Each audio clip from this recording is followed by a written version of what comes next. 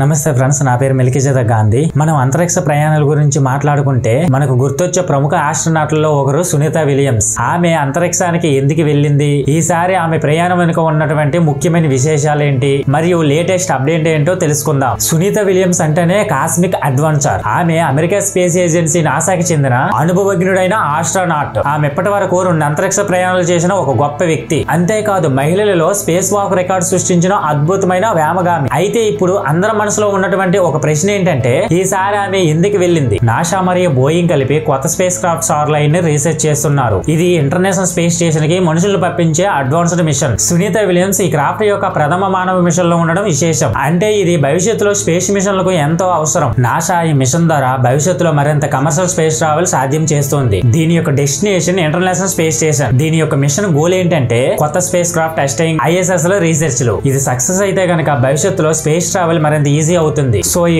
ప్రయాణం చాలా అద్భుతం కదా. మీరు కూడా ఏదో ఒక రోజు స్పేస్ కి వెళ్ళాలనుకుంటున్నారా? అయితే కామెంట్ చేయండి. సునీత విలియమ్స్ గురించి మరిన్ని అప్డేట్స్ కోసం లైక్ చేయండి, షేర్ చేయండి, సబ్స్క్రైబ్ చేయండి. సో నెక్స్ట్ వీడియోలో మళ్ళీ కలుద్దాం. అందరికీ బాయ్.